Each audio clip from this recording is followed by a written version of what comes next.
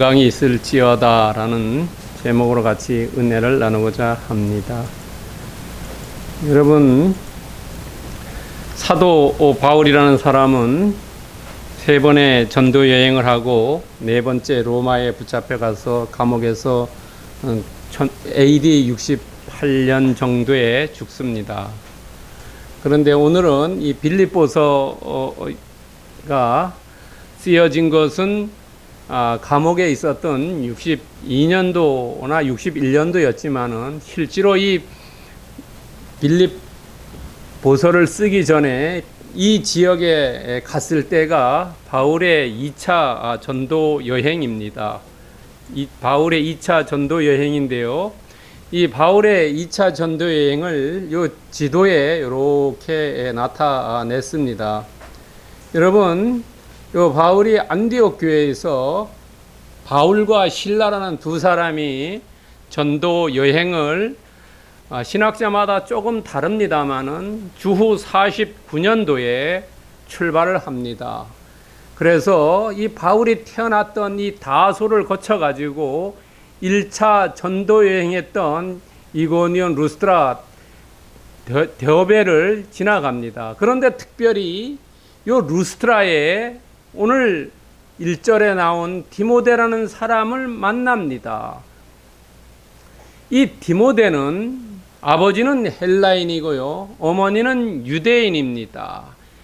그리고 그 외할머니도 유대인이죠. 디모데 전서에 나오지요. 어머니는 유니게고 외조모는 로이스라는 사람입니다. 아마 신앙이 특출났던 것 같습니다. 그래서 1차 전도 여행 때 전도받은 이 디모데가 바울과 실라와 함께 이 전도 여행에 동참을 합니다. 그래서 이 전도 여행에 오늘날 터키죠. 지금 터키가 이름이 바뀌었습니다. 투르기엔가 뭐 이렇습니다. 그 지역을 전도하면서 어디에 도착하냐면 드로아라는 지역에 도착합니다. 이 드로아라는 지역에 도착해서 우리가 잘 아는 그 환상을 봅니다. 꿈속에 환상이 나타나서 야, 너희들이 이쪽 마게도냐에 와서 전도해라라는 그 환상을 보지요. 이게 사도행전 16장 9절에 나오는 얘기입니다. 환상을 보고 여기가 해협이죠. 포로보스 해협인데 여기를 건너서 네아폴리를 거쳐서 빌립보에 갑니다. 요 네아폴리부터 빌립보까지는 약 16km 정도에 됩니다. 이 빌립보라는 곳은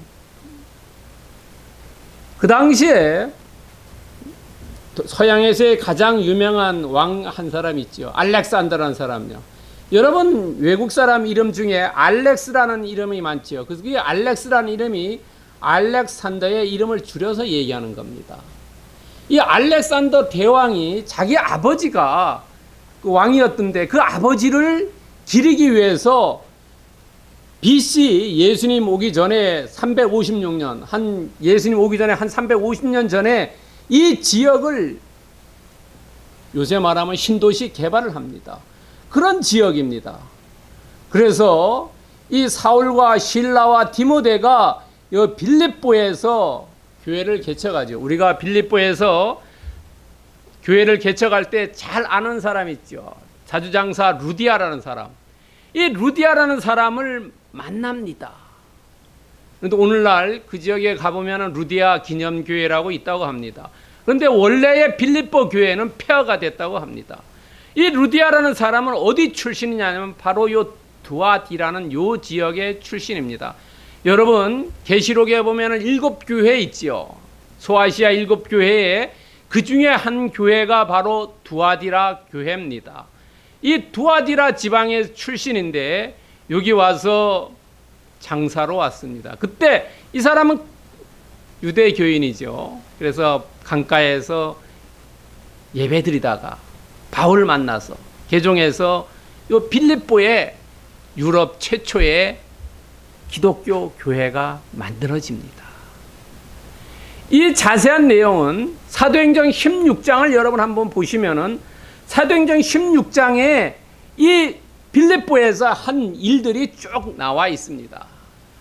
루디아 만나고 또 점쟁이, 미친 점쟁이 소년을 만나서 이렇게 고쳐줘가지고 그것 때문에 이 사람들이 돈을 못 벌으니까 고소해가지고 감옥에 들어가서 이 바울과 실라가 밤중에 기도하다가 그 간수가 이제 그 옥문이 열려서 간수가 자살하려고 했죠. 그래서 야, 그러지 말아라 해가지고 간수에 세례주고 거기서 몇 사람의 성도를 얻습니다. 그 공무원 한 사람하고 한 사람 또 다른 사람 한 분하고 몇 사람을 얻습니다. 이름이 두 사람만 나와요. 16장 사도행전 16장 마지막에 보면 그 지역입니다. 그러니까 이 빌립보가 이 사도 바울에게 있어서 얼마나 애착이 가겠습니까?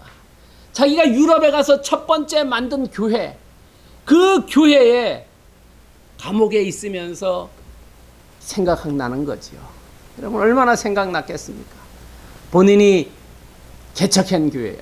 그것도 두 번째, 세 번째가 아니라 첫 번째 개척한 교회 얼마나 애지중지했겠습니까?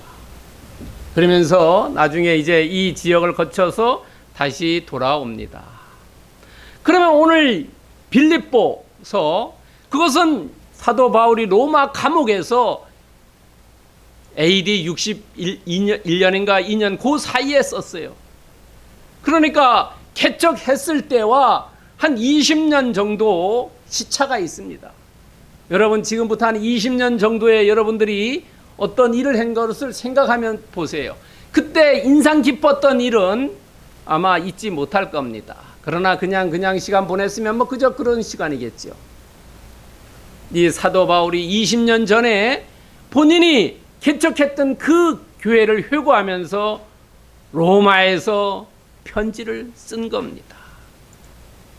여러분 그럼 오늘 편지 빌립보서 1장 1절과 2절에 보면은 그 재미있는 내용이 있습니다. 뭐냐면 이 당시에 편지를 썼을 때에 발신인과 수신인과 인사를 이거를 편지 서신의 첫머리에 쓰는 겁니다.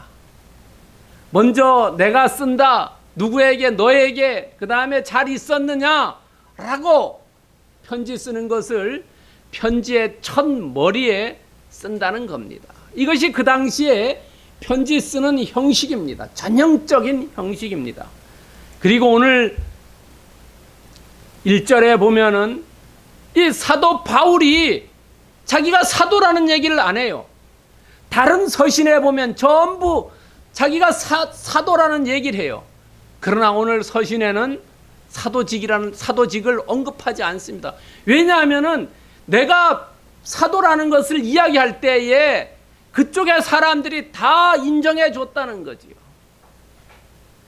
여러분 오늘날로 얘기하면 목사 안수 받았는데 야 당신 어느 교단 어디서 안수 받았냐고 자꾸 물으니까 나는 목사 누구입니다 라고 이야기하는 것과 같은 거죠.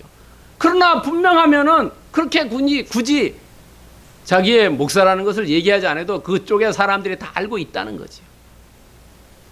그 다음에 또 하나는 종이라고 이야기합니다. 그런데 바울이 내가 사도이면서 종입니다라고 이야기하는 데는 있어요. 서신에 보면은. 그러나 이 바울이 그냥 사도직 얘기하지 않고 나는 종입니다 라고 이야기하는 것은 이 빌립보서밖에 없다는 겁니다. 빌립보서만 유일하게 자기가 그리스도의 종이라고 이야기합니다. 그리고 오늘 이 수신자, 발신자, 수신자, 그 다음에 인사를 했죠. 이 수신자가 누구냐면은 교회가 아닙니다. 성도들이라고 얘기해요. 모든 성도라고 나오죠, 여러분요. 모든 성도들, 그리고 감독과 집사들이라고 나오죠. 그 당시에 아마 교회가 그렇게 만들어지지 않았냐 하는 겁니다.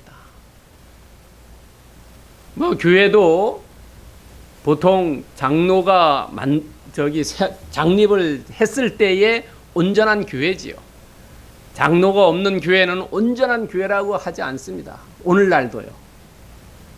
그래서 아마 제가 보기에 이 수신자를 바울이 썼을 때 모든 성도라고 한 것은 아마 교회가 이 초창기이지 않았냐는 거죠. 20년이 지나도 그렇게 온전한 교회의 틀을 갖추지 못하지 않았냐 하는 생각이 듭니다. 그리고 감독과 집사라고 얘기하죠. 이 감독과 집사는 오늘 집사는 오늘날 똑같습니다. 집사라 하는데 감독이라는 것은 오늘날로 얘기하면 장로를 얘기합니다. 왜냐하면 나중에 다시 설명드립니다만 감독은 헬라어에 쓰는 지역의 사람들은 감독이라 해야지 팥 온다는 거래요. 그러나 유대 지역의 사람들은 감독하면은 공사장의 감독인 줄 알지 교회의 감독인지 모른다는 거예요. 그 사람들은 뭐냐면 장로라 해야지 아하 하고 딱 이미지가 온다는 거예요. 그래서 이 사도 바울의 서신 13개를 자세히 조사해 보면 어떤 때는 장로로 썼고 어떤 때는 감독으로 썼다는 거예요. 그것이 그 문화적인 차이에 의해서 썼다는 겁니다. 그래서 여기 감독은 장로를 의미한다는 겁니다. 그리고 오늘 1절에 보면은 여러분 또한이란 말이 있습니다. 모든 성도들 또한 감독들과 집사들인데 이 또한은 헬라어로 슌이라고 하는데 이것은 다른 본문 고린도전서 16장 4절이라든지 사도행전 1장 14절에 보면 다르게 번역해놨어요. 뭐로 번역하냐면 고린도전서 16장 4절에는 함께라고 번역했고 사도행전 1장 14절에는 더불어라고 번역했어요. 그래서 오늘 본문에도 또한보다는 함께라고 번역한 것이 더 정확하지 않겠냐 하는 생각이 듭니다. 여러분 오늘 본문을 보세요. 모든 성도들 또한 이렇게 되는데 그것보다는 모든 성도들과 함께라고 하는 것이 훨씬 더 본문을 이해하기도 쉽고 더 부드럽지 않나 여겨집니다. 그리고 오늘 본문에 1절과 2절 이 두 절밖에 안 되는데 거기에 보면은 예수님이라는 단어가 3번이나 들어가요. 그러니까 우리가 이 바울의 신앙을 추정해 볼 수가 있다는 거죠. 여러분 대통령이 취임할 때에 보면은 어떤 단어가 몇 번 들어갔다 그래가지고 이 사람이 어떤 것을 강조하고 있구나라고 이야기하지요. 그런데 그러면은 오늘 빌립보서 1장 1절과 2절에 보면은 예수 그리스도 예수 이런 단어가 3번이나 들어갔다는 거죠.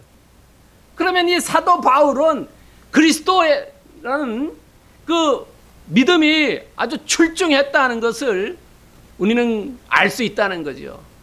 여러분 그 사람이 어떤 단어를 쓰느냐를 따라서 그 사람의 믿음을 알 수 있고 그 사람이 지금 어떤 것을 지향하고 있다는 것을 우리는 알 수 있다는 거죠.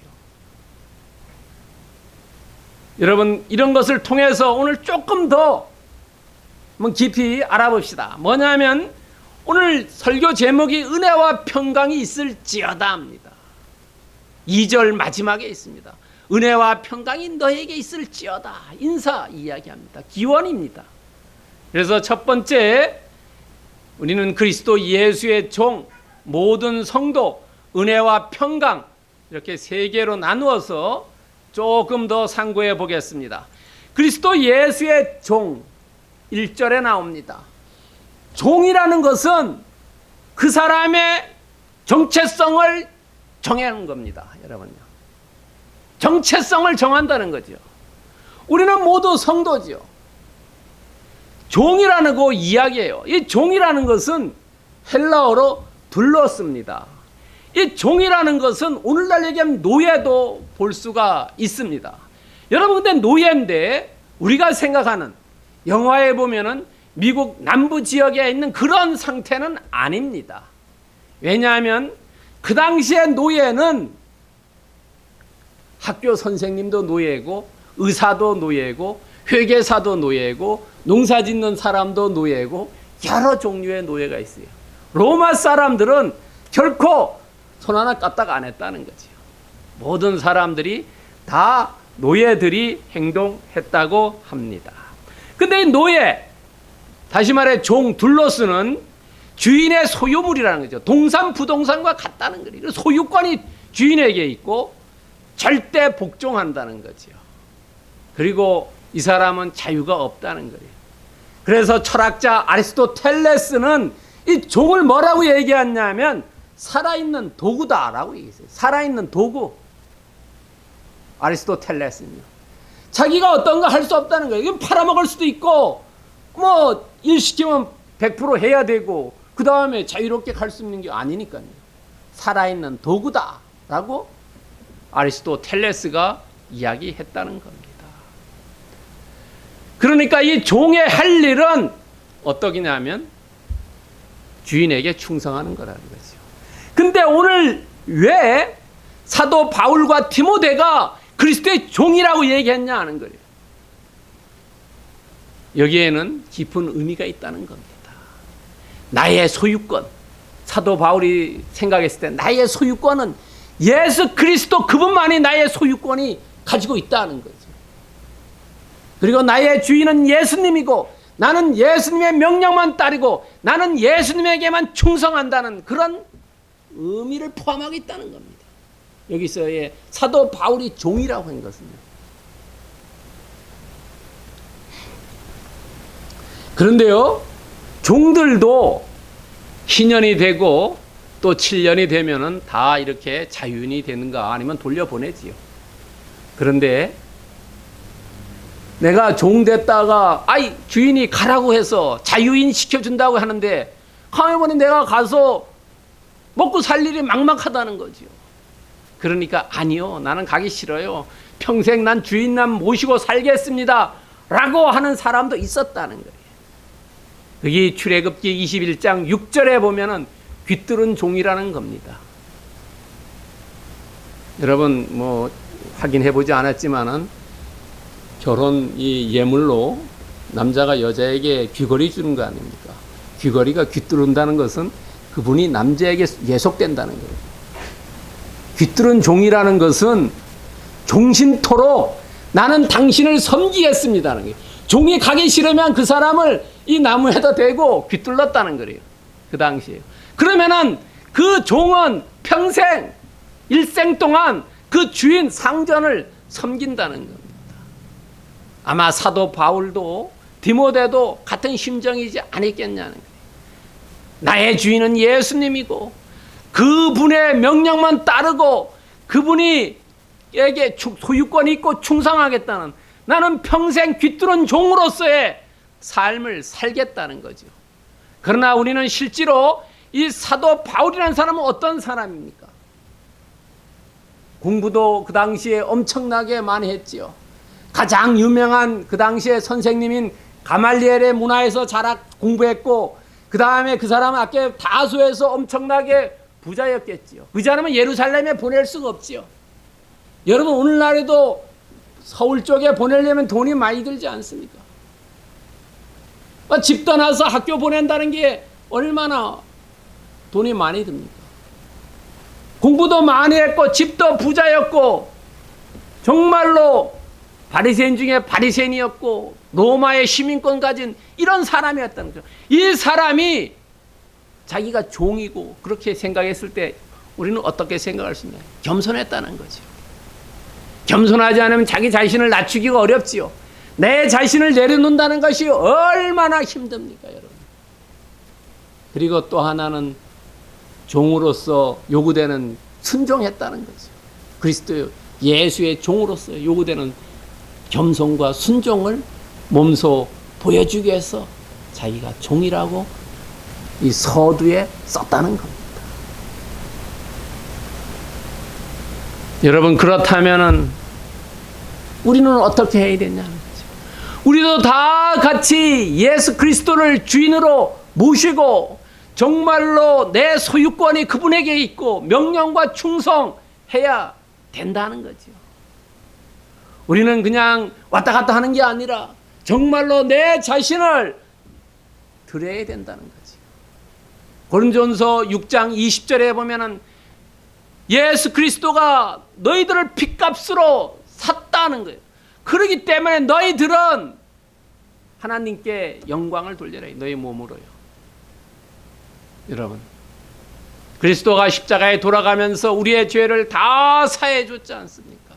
그렇기 때문에 우리는 예수 그리스도, 그분이 나의 주인이고 나의 소유권 가졌고 나의 명령과 난 충성, 그분에게만 의존하고 그분만 따르겠다는 그런 심정이 있어야 된다.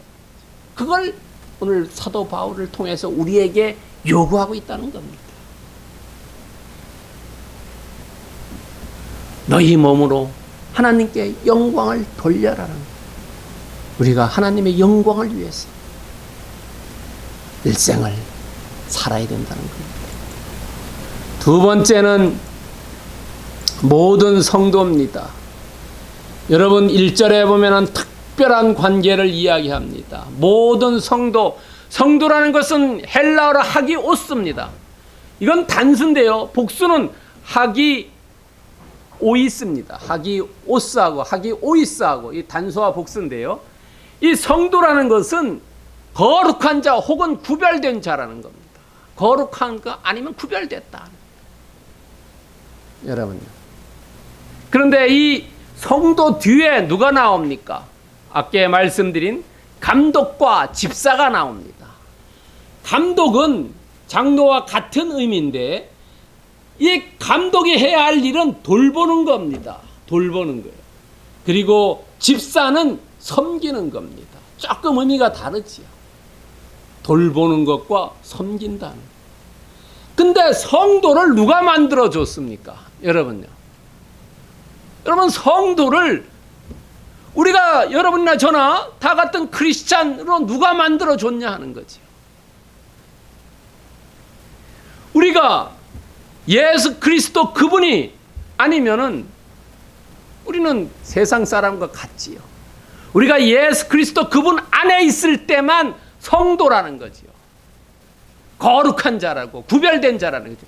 우리가 예수 그리스도를 벗어났을 때는 세상 사람과 차이가 아무도 없다는 겁니다.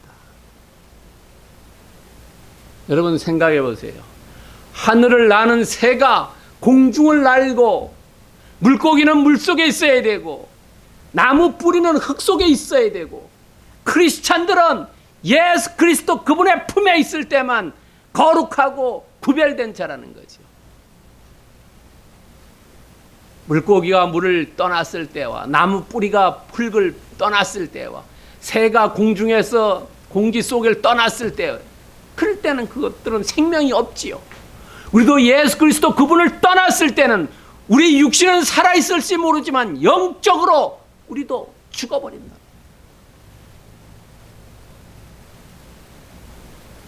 그런데 예수 그리스도 그분께서 우리가 이 안에 거할 때 거룩하다고 또는 구별되었다고 이야기로 하지요. 신분이 바뀌었다는 거 이야기해 줍니다.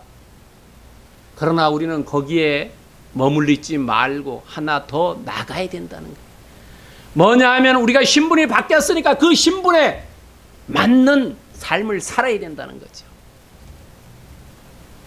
여러분 나이가 들고 하면은 옷도 어떻습니까? 옛날에 입던 옷 안 입고 버리고 새로운 옷을 사지요. 왜냐하면 그 나이에 그 신분에 맞는 옷을 입기 때문에 그렇습니다. 우리가 예수 그리스도 안에 신분이 거룩하고 구별된 사람으로 바뀌었기 때문에 우리 신분에 맞는 삶을 살아야 된다는 겁니다.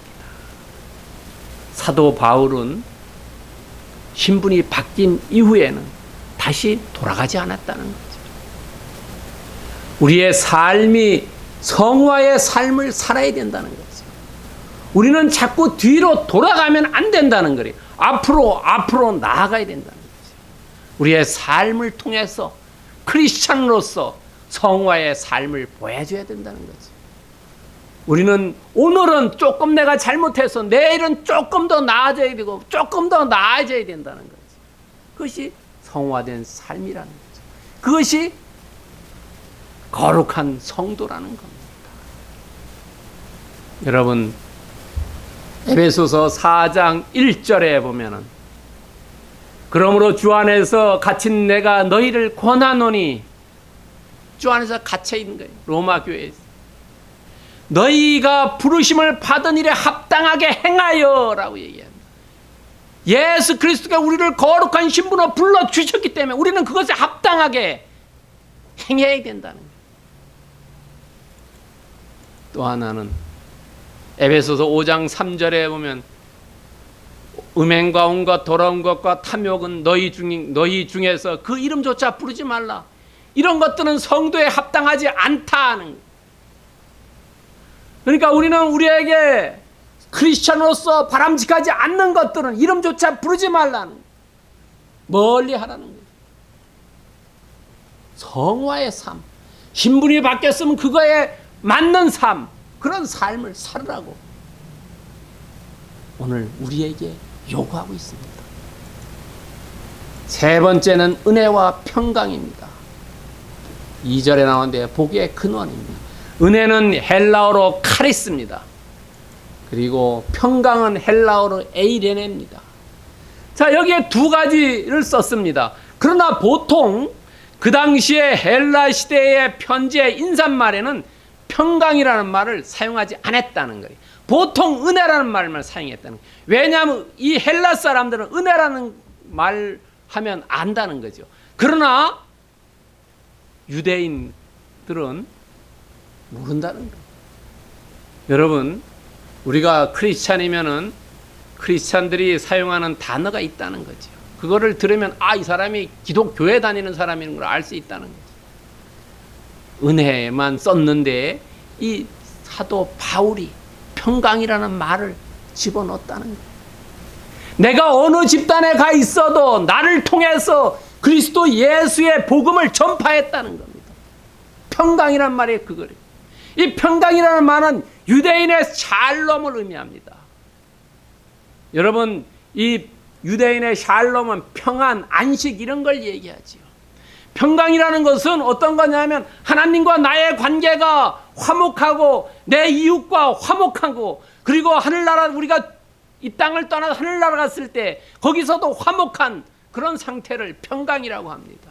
안식의 상태, 영적으로 육적으로 온전함과 안전한 것을 평강이라고 이야기합니다. 그러나 이 평강과 은혜, 이것이 누가 주는 거냐? 오늘 2절에 보면 하나님 우리 아버지 주 예수 그리스도라는 단어가 나오지. 근원은 하나님 우리 아버지지만은 그것이 누구를 통해 오냐면 주 예수 그리스도를 통해 온다는 거죠.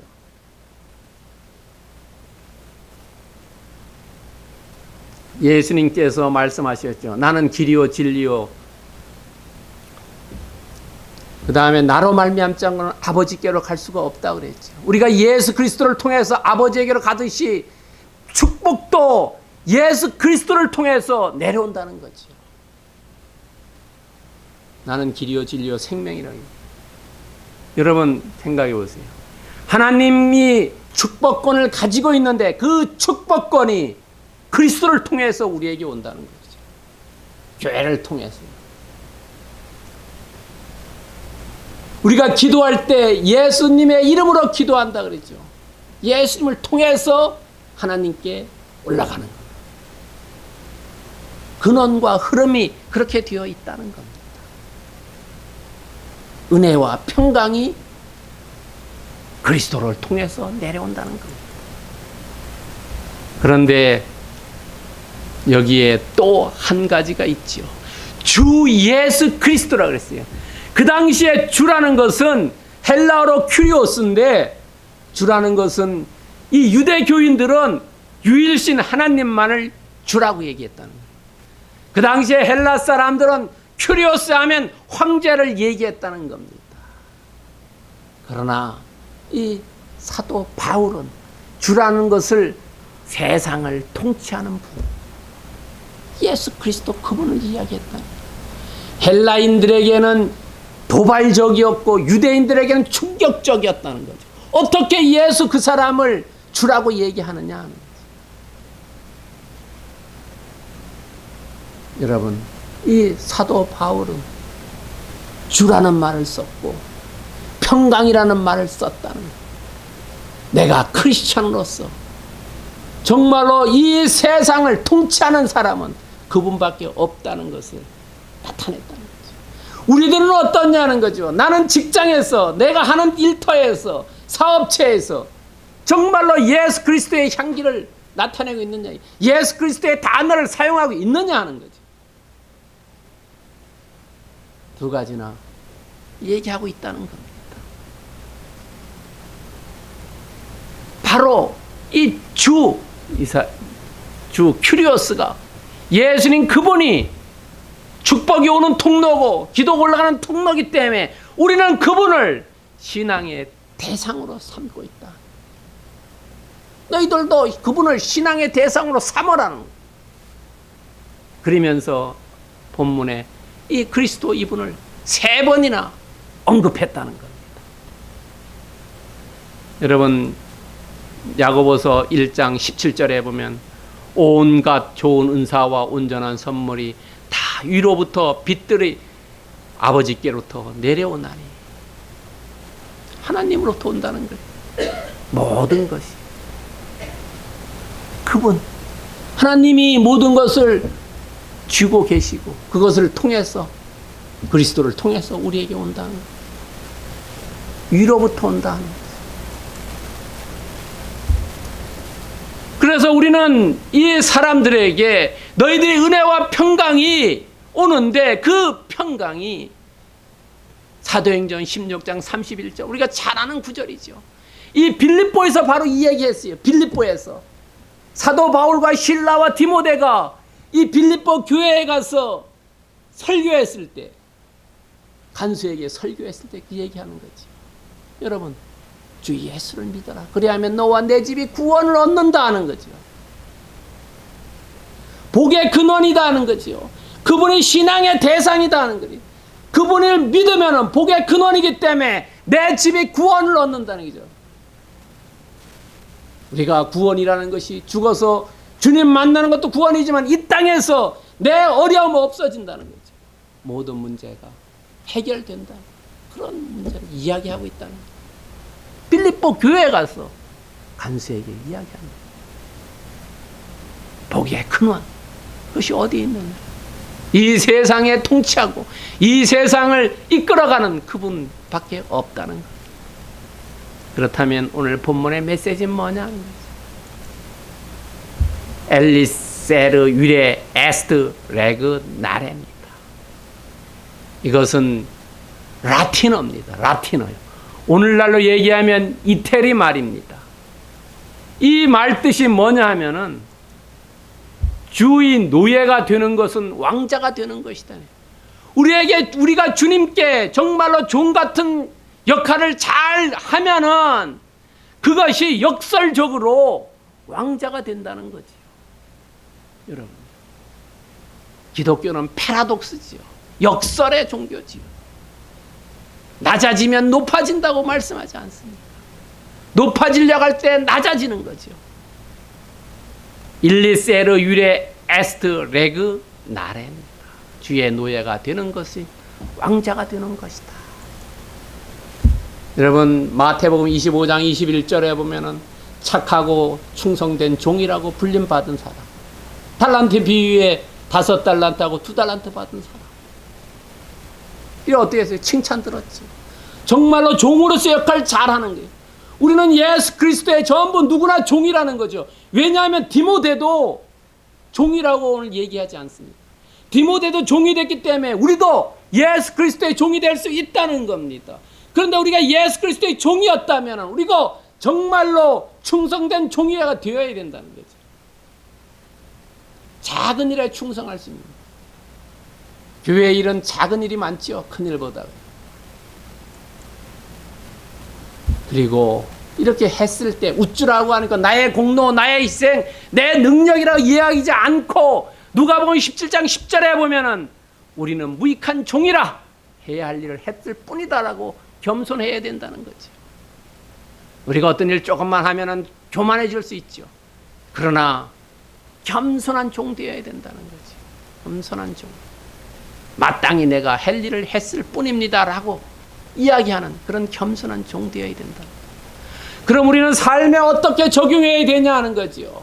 빌립보서 1장 1절과 2절을 통해서 첫 번째 종으로서 섬기는 자는 게, 종이라는 것은 섬긴다는 거지요. 내가 예수 그리스도와 연결되어 있는 예수 그리스도의 종이기 때문에 나의 소유권과 나의 충성과 나의 주인과 나의 명령을 듣는 사람은, 내가 명령 들어야 할 사람은 예수 그리스도 그분인데, 그러니까 나는 열심히 그리스도를 위해서 섬겨야 된다는 거죠. 여러분 직장에서도 잘 섬기면 어떻습니까? 칭찬받지요. 예쁨 받지 않습니까? 예수님 잘 섬기면 얼마나 예쁨 받겠습니까? 그러면 주변 사람으로부터도 예쁨 받는다. 그 다음에 두 번째, 우리의 삶이 성화로 바뀌어져야 된다. 신분이 바뀌었으니까 그 신분에 걸맞는 행동으로 나아가야 된다는 거지. 그리고 우리는 예수의 중심, 예수님만 예배하는 사람, 우리의 삶의 신앙의 대상은 예수 그리스도 그분 한 분만을 우리가 일생을 두고 모셔나가자는 거지. 여러분 누가복음 5장 28절에 보면은 모든 것을 버리고 일어나 따르라는 거예요. 나의 생각, 내 이익, 나의 명예, 나의 체면 이런 것 다 버리고 온전히 주 예수를 따르기만 하면은 거기에 은혜와 평강이 있다는 거죠. 여러분 이 땅에서 예수 그리스도 잘 섬긴 사람은 하늘나라 가서도 진실한 성도가 되는데, 이 땅에서 예수 그리스도 잘 섬기지 않는 사람은 하늘나라 가서도 잘 섬기지 않는다는 거예요. 그런 사람 볼 수가 없다는 거예요. 하늘나라에서. 이 땅에서 잘 섬기는 게 중요하다는 거예요. 여러분 우리나라 속담에도 있죠. 집에서 새는 바가지는 밖에 나가서도 샌다는 거예요. 이 땅에서 하늘나라 잘, 천국 예수님 잘 섬기면은 하늘나라 가서도 잘 섬기는데, 그렇지 않은 사람은 하늘나라 가서 찾을래도 찾을 수가 없다는 겁니다. 여러분 그러니 우리의 평강과 은혜, 이것은 예수 그리스도 그분에게만 온다는 거죠. 그분을 잘 섬기면 풍성히 은혜와 평강 안에 거할 수 있고 우리의 삶이 나날이 성화되는 삶을 살 수 있다는 거죠. 그런 삶이 오늘 예배에 참석한 모든 분들에게 임하기를 예수 그리스도의 이름으로 축복합니다.